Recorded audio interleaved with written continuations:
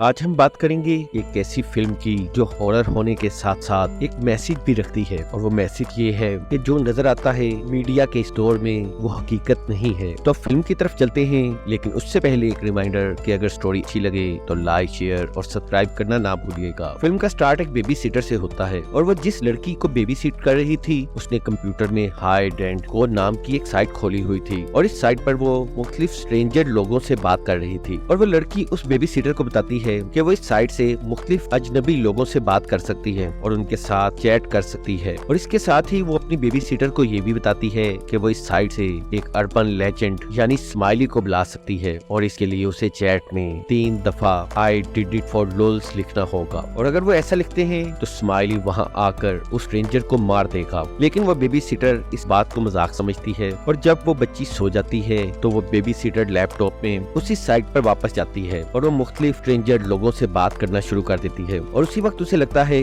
कि उस घर में कोई है, लेकिन चेक करने पर उसे उस घर में कोई भी नहीं मिलता। लेकिन इसके बाद जब वो दोबारा लैपटॉप पर आती है तो वो स्ट्रेंजर जिससे वो बात कर रही थी उसने स्क्रीन पर 3 बार I did it for lols लिख दिया था। और उसी वक्त अचानक वही स्माइली उस बेबी सीटर के पीछे आकर उसे मार डालता है। इसके बाद अगले सीन में हमें एशली नजर आती है। वो अपने डैड के साथ अपनी दोस्त प्रॉक्सी के घर आई थी, क्योंकि एशली ने कुछ अर्सा पहले ही कॉलेज ज्वाइन किया है। एशली के आने से प्रॉक्सी बहुत ज्यादा खुश थी, इसलिए वो उसे जबरदस्ती अपने साथ रात को एक पार्टी में ले गई। प्रॉक्सी एशली को बताती है कि ये एक एनोनिमस पार्टी है, यानी यहाँ मौजूद सभी लोग एक दूसरे के लिए एनोनिमस यानी स्ट्रेंजर हैं, और ये तमाम वही स्ट्रेंजर्स हैं जो कि हाइड एंड गो की साइट पर आते हैं। और इसी पार्टी में उन्हें एक जिन नाम का लड़का मिलता है जिसने ये पार्टी ऑर्गेनाइज की थी। जेन उन दोनों को अपने साथ चलने के लिए कहता है, लेकिन प्रॉक्सी उसे मना कर देती है। और वहीं एशली की नजर कुछ बुक्स पर पड़ती है जिनमें कुछ सोसाइटीज के बारे में लिखा हुआ था जो कि इंतहाई पुरस्कार सोसाइटीज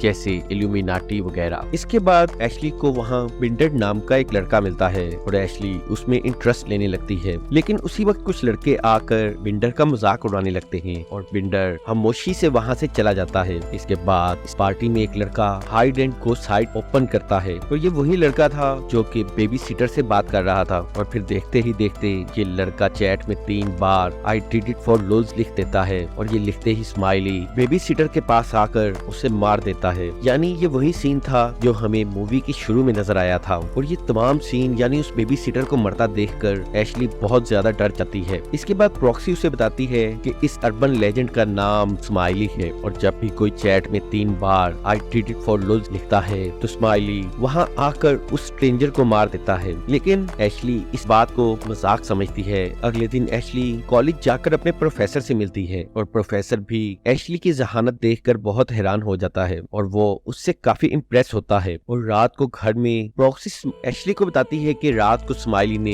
एक और आदमी को मार दिया है। जिसके बाद प्रॉक्सी एशली को उस लड़के का वीडियो दिखाती है, और ये लड़का कल रात उस पार्टी में भी था। एशली ये देखकर डर जाती है और वो पुलिस को फोन करना चाहती है, लेकिन प्रॉक्सी उसे समझाती है कि हमारे पास कोई सबूत नहीं कि ये स्माइली है या नहीं। इस पर ये दोनों फैसला करती हैं कि ये दोनों इस साइट पर जाकर स्माइली का पता लगाएंगी, जिस पर अब ये दोनों उस साइट पर जाकर एक स्ट्रेंजर लड़के से बात करती हैं। और इसके बाद ये दोनों चैट में 3 बार I did it for lols लिख देती हैं, और ऐसा लिखते ही उस लड़के के पीछे स्माइली नमूदार होता है और वो उसे भी मार देता है। ये देखते ही वो दोनों बहुत ज्यादा डर जाती हैं, और अब उन्हें पूरा यकीन हो जाता है कि स्माइली सच में है। और एशली डरते हुए प्रॉक्सी से कहती है कि अब स्माइली ने उन्हें देख लिया है, इसलिए वो उन्हें भी मारने के लिए आ सकता है। और प्रॉक्सी एशली को समझाती है कि हमारी वजह से एक लड़के की मौत हो गई है, इसलिए इस बात को हम दोनों के दरमियान ही रहना चाहिए। और रात के वक्त एशली अपने डैड को फोन करके इस बारे में बताना चाहती है, लेकिन एन वक्त पर वहाँ प्रॉक्सी आ जाती है, और एशली चाहने के बावजूद अपने डैड को कुछ नहीं बता पाती। अगले दिन कॉलेज में प्रोफेसर हाइपोथेसिस के बारे में पढ़ा रहा था, जबकि एशली उसकी बातों पर ध्यान दिए बगैर स्माइली को ड्रा कर रही थी, क्योंकि कल रात के वाक्य के बाद वो मुसलसल सिर्फ स्माइली के बारे में सोच रही थी। क्लास के बाद एशली लाइब्रेरी में जाती है, और वहाँ उसे बिंडर मिलता है, और बिंडर एशली को बताता है कि उसने कई सारी वीडियोस देखी हैं जिनमें स्माइली लोगों को मार रहा है, इसलिए उसे लगता है कि स्माइली असल में है। इसके बाद एशली बिंडर से अपना नंबर एक्सचेंज करती है, और रात को प्रॉक्सी एक दफा फिर एशली को उसी पार्टी में चलने के लिए कहती है, और पार्टी में जाके एशली, जेन और उसके दोस्त दोस्तों से भी स्माइली के बारे में ही पूछती है और एशली की बात सुनकर वो सभी हंसने लगते हैं क्योंकि उन्हें नहीं लगता कि स्माइली असल में है। लेकिन जेन एशली को अपने साथ बाहर ले जाता है और वो उसे बताता है कि उसके ख्याल में स्माइली असल में है क्योंकि कल रात उसने मेरे एक दोस्त को मार डाला और उसी वक्त एशली को ज्यादा ड्रिंक करने की वजह से चक्कर आने लगते हैं, इसलिए वो अकेले ही अपने घर जाने लगती है। लेकिन रास्ते में उसे ऐसा लगता है कि कोई उसका पीछा कर रहा है, लेकिन जब वो मुड़कर पीछे देखती है तो पीछे कोई भी नहीं था और अचानक ही उसके सामने स्माइली आ जाता है। लेकिन एशली किसी न किसी तरह उससे बचकर वहाँ से भागकर अपने घर पहुँचने में कामयाब हो जाती है, लेकिन वहाँ भी स्माइली आकर उस पर हमला कर देता है और इसके बाद एशली बेहोश हो जाती है। और कुछ देर बाद जब उसे होश आता है तो प्रॉक्सी भी घर आ गई थी और एशली उसे बताती है कि स्माइली ने उस पर हमला किया था, मगर प्रॉक्सी उसकी बात पर यकीन नहीं करती क्योंकि प्रॉक्सी को लग रहा था कि ज्यादा ड्रिंक करने की वजह से एशली नशे में थी, इसलिए एशली एक साइकियाट्रिस्ट के पास जाती है। लेकिन साइकियाट्रिस्ट का भी यही कहना था कि ज्यादा सोचने और नशे की वजह से उसे ये वहम हो गया है कि वो स्माइली के हमले का निशाना बनी है। साइकियाट्रिस्ट से मिलने के बाद एशली को ऐसे लगने लगा था कि वाकई ही स्माइली उसका वहम है, मगर इसके बाद प्रॉक्सी उसे मिलती है और बताती है कि स्माइली ने एक और स्ट्रेंजर को मार दिया है और इसके बाद वो दोनों जेन की तरफ जाती हैं और जेन उन्हें बताता है कि स्माइली ने उसके एक और दोस्त को मार दिया है और जेन को ऐसा लग रहा था कि अब स्माइली उसके पीछे आने वाला है और इसी डर से जेन ने अपने बचाव के लिए एक गन भी रखी हुई थी। और यहीं जेन अपनी असलियत बताता है कि असल में वो एक हैकर है और उसे ऐसा लग रहा था कि कोई कंपनी उससे अपना बदला लेने के लिए उसे मारना चाहती है। और जेन की असलियत सुनकर प्रॉक्सी और एशली दोनों ही हैरान हो जाती हैं और आखिरकार वो दोनों वहाँ से चली जाती हैं। और रात को सोते हुए भी एशली को सपने में स्माइली नजर आता है और इस भयानक सपने से एशली की नींद खुल जाती है। अगले दिन एशली इस बारे में अपने प्रोफेसर से बात करना चाहती है, लेकिन प्रोफेसर किसी जल्दी में था, इसलिए वो उसकी बात पूरी सुने बगैर वहाँ से चला जाता है। इसलिए मजबूरन एशली इंटरनेट पर अर्बन लेजेंड के बारे में सर्च करती है और इस सर्च के नतीजे में एशली को बहुत सी वीडियोस मिलती हैं और इन तमाम वीडियोस में स्माइली ने बहुत से लोगों को मारा था। और उसी वक्त वहाँ बिंडर आता है और एशली उसे बताती है कि स्माइली ने उसे मारने की कोशिश की थी, लेकिन बिंडर उसे कहता है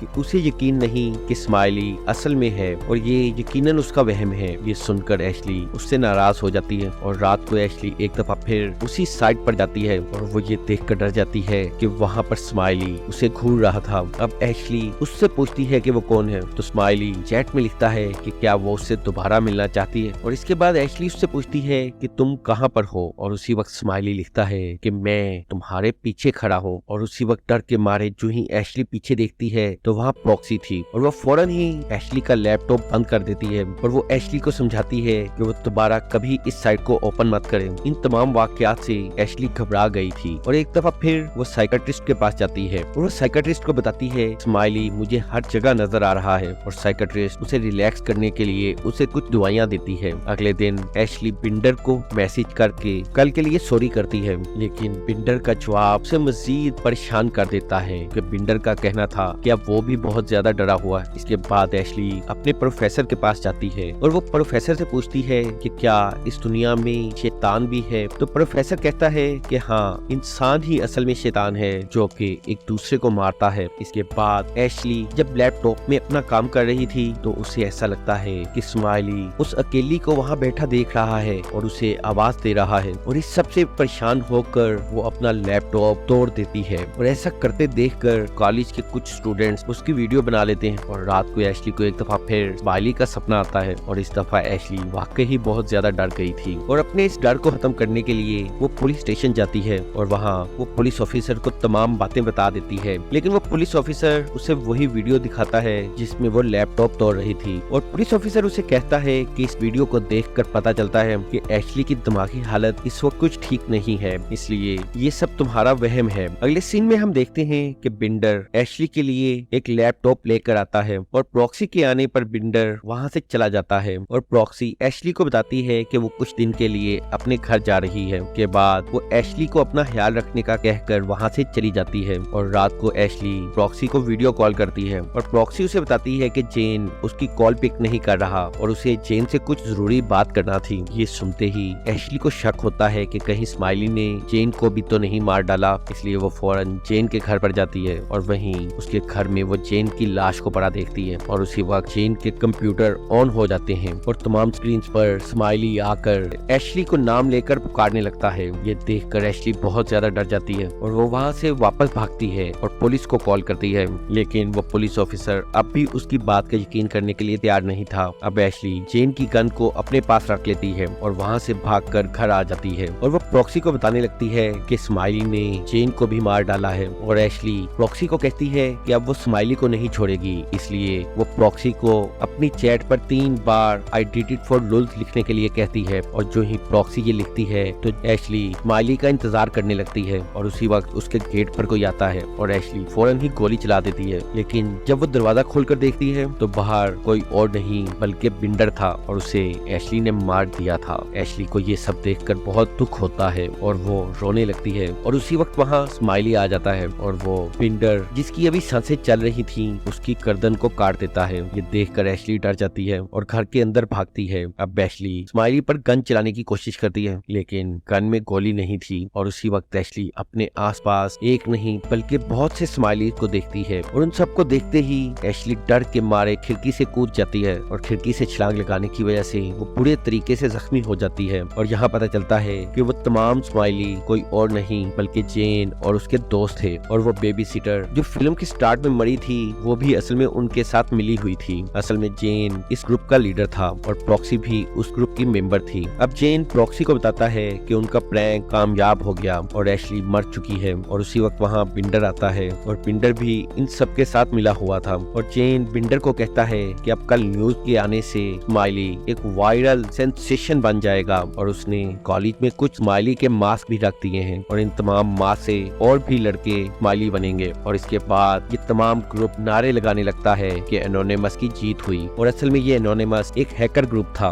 और ये फिल्म उसी हैकर ग्रुप पर बनाई गई थी। और आखिर में प्रॉक्सी जेन से पूछती है कि उसने एशली को क्यों मारा तो जेन मजाक में चैट में 3 बार आई डिड इट फॉर लुल्स लिख देता है और ऐसा करते ही सभी लोग हंसने लगते हैं। लेकिन उसी वक्त वहाँ पर प्रॉक्सी के पीछे स्माइली नमूदार होता है और वो प्रॉक्सी को मार डालता है क्योंकि उनके इस प्रैंक की वजह से आखिरकार उसकी अपनी गर्लफ्रेंड भी मर गई क्योंकि उनके इस प्रैंक की वजह से बहुत से लोग स्माइली बन चुके थे और अब वो लोगों को मार रहे थे और एंड में हमें पता चलता है कि एशली अभी जिंदा है और इसके साथ ही ये मूवी एंड हो जाती है। तो अगर मूवी पसंद आई हो तो लाइक शेयर और सब्सक्राइब करना ना भूलिएगा।